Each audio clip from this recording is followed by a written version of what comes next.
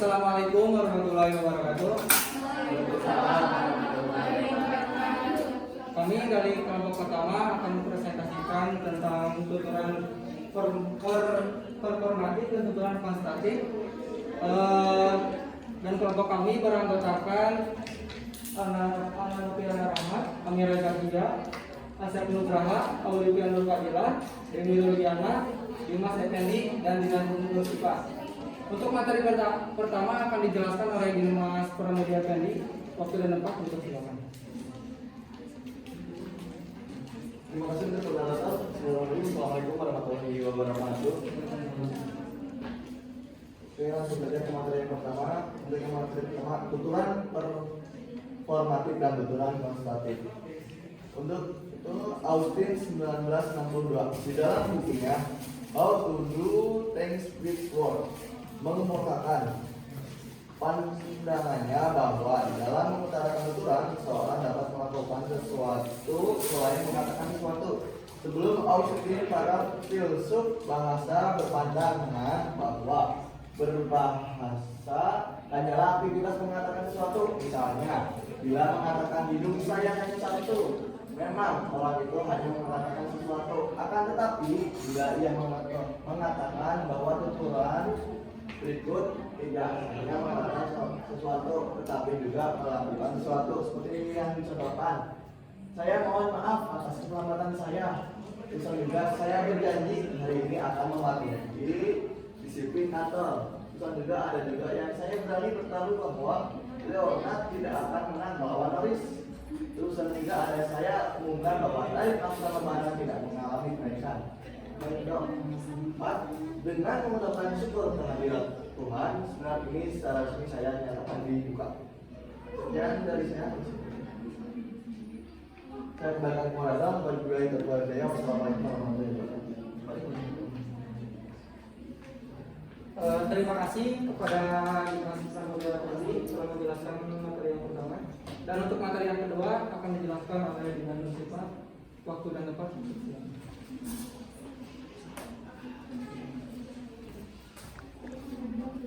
Untuk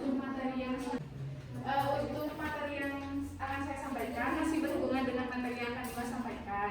Pada kalimat yang tadi, pada poin 34 sampai 38, poin-poin tersebut dipergunakan untuk melakukan suatu tindakan seperti tindakan memohon maaf, untuk meresmikan sesuatu dan juga hal yang lainnya.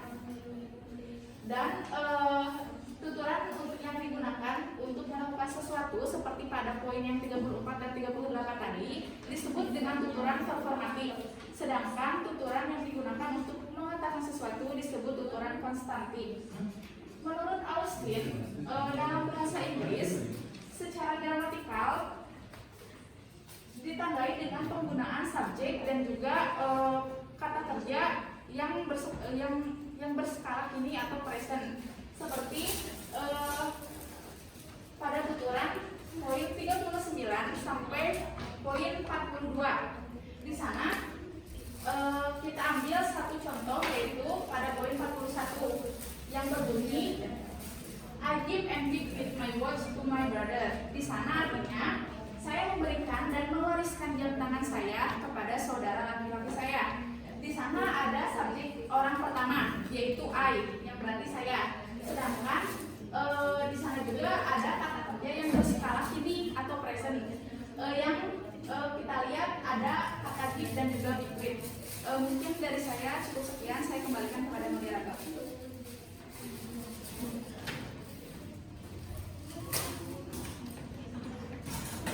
Terima kasih kepada Dinan Nur Sipa yang menjelaskan materinya. Dan yang selanjutnya materi ketiga akan dijelaskan oleh Amira Zakia. Waktu dan tempat seperti ini. Selanjutnya ada kualitas tuturan performatif. Konteks pemakaian bahasa merupakan aspek yang sangat penting dalam memahami sebuah tuturan. Sementara itu yang dimaksud dengan konteks dalam perarti adalah semua latar belakang pengetahuan yang dimiliki oleh penutur dan lawan tutur. Kenyataan ini menunjukkan bahwa faktor-faktor ekstralingual memegang peranan penting di dalam analisis performatif, termasuk pula analisis terhadap kualitas tuturan performatif.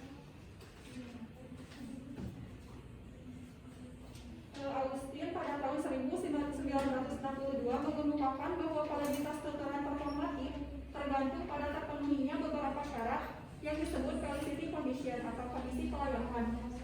Adapun syarat-syarat yang diajukan diantaranya yang pertama ada orang yang mengutarakan dan situasi pengutaraan tuturan itu harus sesuai. Yang kedua, tindakan itu harus dilakukan secara sungguh-sungguh oleh penutur dan lawan tutur. Kemudian yang ketiga, penutur dan lawan tutur harus memiliki niat yang sungguh-sungguh untuk melakukan tindakan itu. Dan yang terakhir, secara gramatikal ditandai dengan subjek orang pertama tunggal. Dan di sini saya akan menjelaskan syarat yang pertama. Syarat yang pertama, yaitu orang yang mengutarakan dan situasi pengutaraan tuturan itu harus sesuai. Di sini saya memiliki dua kalimat. Yang pertama, dua tuturan. Yang pertama, saya umumkan bahwa tarif angkutan lebaran tidak mengalami kenaikan dan seminar ini secara resmi saya nyatakan dibuka. Kedua kalimat tersebut merupakan tuturan performatif apabila diucapkan oleh orang-orang yang berwenang di tempat serta waktu yang sesuai. Misalnya pada tuturan yang pertama, saya umumkan bahwa tarif angkutan lebaran tidak mengalami kenaikan.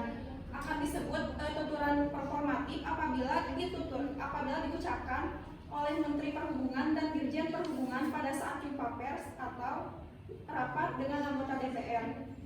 Dan pada kalimat yang kedua, yaitu seminar ini secara resmi saya nyatakan dibuka, merupakan tuturan performatif apabila diucapkan oleh panitia seminar, rektor dan sebagainya di auditorium atau tempat tertentu yang dipergunakan untuk seminar. Tetapi berbeda apabila saya mengucapkan seminar ini dengan resmi saya nyatakan dibuka apabila diucapkan oleh saya yang katakanlah saya sebagai peserta dalam seminar tersebut, maka tuturan tersebut bukanlah tuturan performatif karena saya tidak memiliki wewenang untuk mengatur jalannya seminar tersebut. Jadi suatu tuturan akan valid jika yang menuturkannya adalah orang yang berwenang dan di tempat dan waktu yang sesuai. Apabila syarat-syarat atau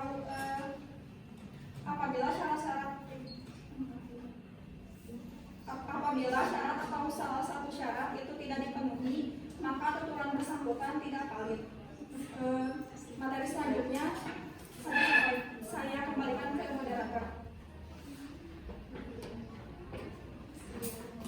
Terima kasih kepada moderator pihak telah menjelaskan materinya. Dan untuk materi selanjutnya akan dijelaskan oleh waktu dan kompetisi.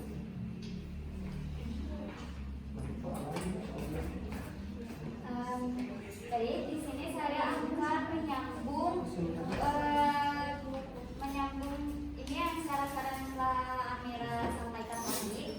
Nah, yang kedua ada tindakan itu harus dilakukan secara bersungguh-sungguh oleh penutur dan lawan tutur. Ada contoh kalimatnya itu seperti ini. Saya bertaruh AC Milan akan menang melawan Juventus, merupakan tuturan performatif bila lawan tutur menerima ajakan si penutur. Jadi jika si lawan tutur yang menerima ajakan si bertarung itu, maka valid termasuk ke dalam syarat-syarat tindak tuturan performatif. Namun apabila si lawan tutur menjawab seperti ini, maaf, berjudi itu haram bagi saya, atau saya tidak hobi berjudi, itu berarti si syarat normatifnya itu tidak valid, jadi tidak sah begitu. Nah, yang ketiga ada penutur dan lawan tutur harus memiliki niat yang sungguh-sungguh untuk melakukan tindakan itu.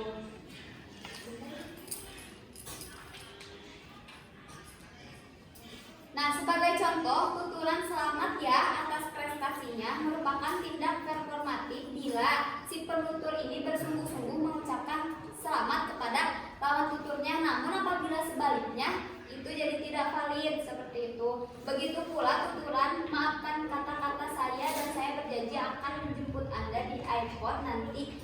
Secara berturut-turut merupakan tuturan formatif bila penutur secara tulus dan ikhlas berniat menjemput si lawan tutur di airport. Jadi kalau misalkan si penuturnya ada niat dan bersungguh-sungguh ikhlas mengatakan apa yang dia ucapkan, itu tandanya syarat ini termasuk ke dalam syarat tuturan performatif seperti itu. Namun apabila si penutur tidak memiliki niat yang sungguh-sungguh, yang tidak ikhlas, tidak benar-benar akan melakukan tindakan itu, maka itu tidak valid seperti itu. Lalu yang keempat, seperti contoh kalimat yang telah disampaikan oleh Dimas tadi, saya memohon maaf atas keterlambatan saya. Nah, jadi si kata saya yang depannya itu kan tunggal. Nah, jadi sah itu termasuk ke dalam syarat tuturan performatif seperti itu. Cukup sekian yang dapat saya sampaikan. Terima kasih.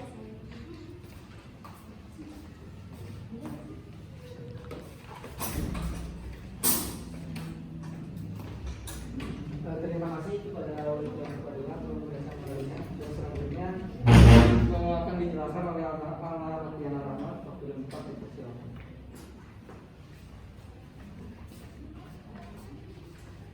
Di sini ada menurut Farle, tuturan performatif harus memenuhi syarat berikut ini. 1.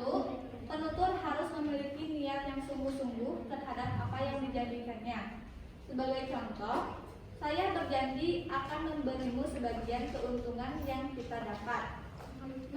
Tuturan tersebut menjadi tindak performatif bila penutur benar-benar memberikan sebagian keuntungan kepada lawan tuturnya.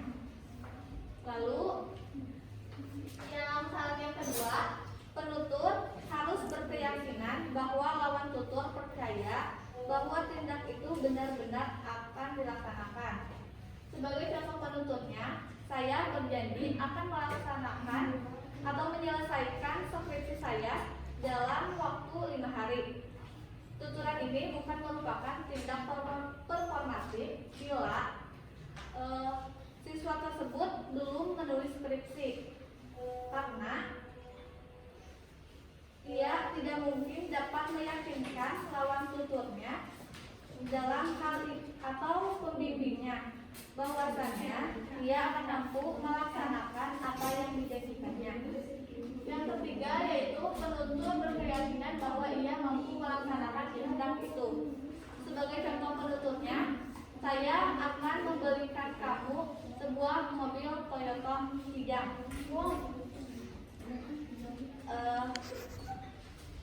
Kalau tuturan itu tidak termasuk performatif bila penuturnya itu seorang peminta-minta atau fakir, karena tidak akan mampu melaksanakan apa yang diucapkannya.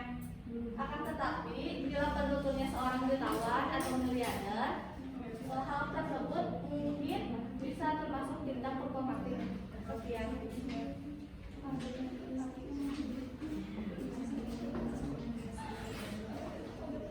Selanjutnya akan disampaikan oleh waktu dan tempat dipersilakan.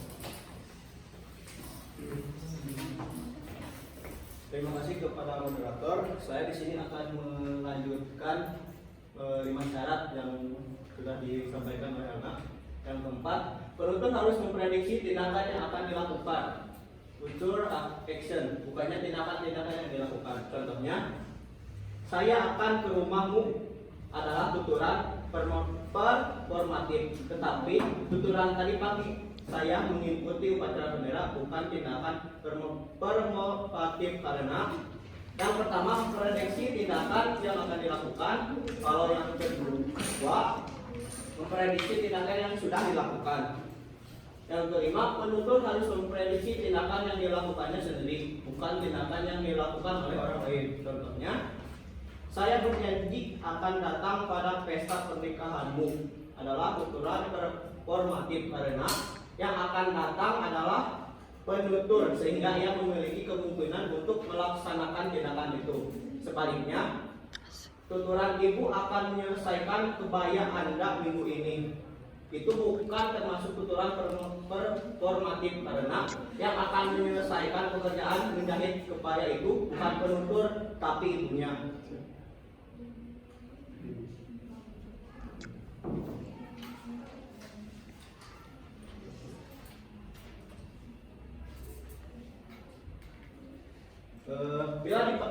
Bila dibandingkan syarat validitas tindak tutur yang diajukan oleh Austin dan Serle, dapat diketahui bahwa syarat Austin yang pertama pada hakikatnya sama dengan syarat Serle yang ketiga.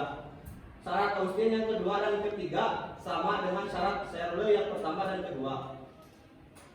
Dan kategori tuturan performatif Austin yakni pelaku orang pertama dan kata kerja berkala ini present sama dengan serial yang keempat dan yang kelima. Terima kasih, saya kembalikan kepada moderator.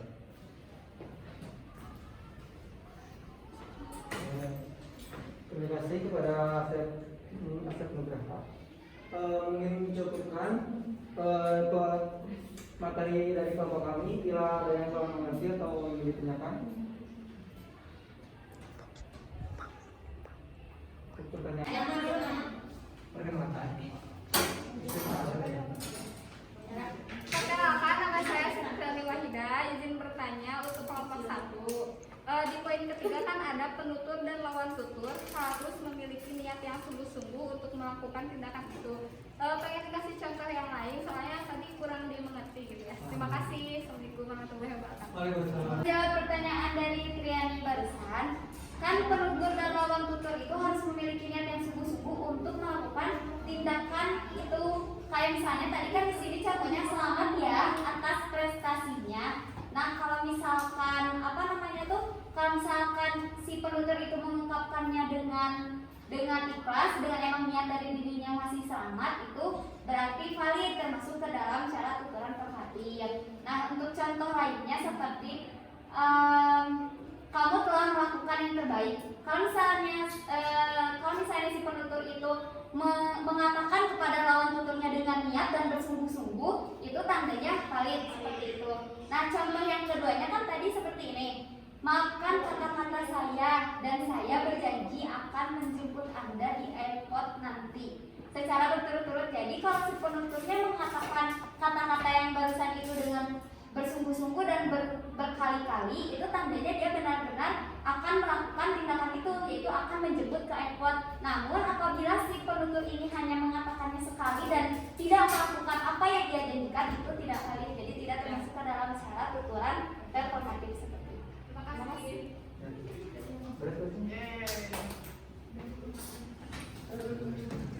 Mungkin itu saja yang bisa kelompok kami sampaikan. Dan untuk kesimpulannya, yaitu tuturan yang mengujarkan itu digunakan yang dilakukan melakukan sesuatu disebut tuturan performatif. Dan tuturan prestatif merupakan tuturan yang digunakan untuk menguatkan sesuatu. Dan menurut Austin mengemukakan bahwa validitas tuturan formatif ada 4, yaitu orang yang mengutarakan dan situasi pengutaraan tuturan itu harus sesuai. Dan yang kedua, tindakan itu harus dilakukan secara sungguh-sungguh oleh penutur dan lawan tutur.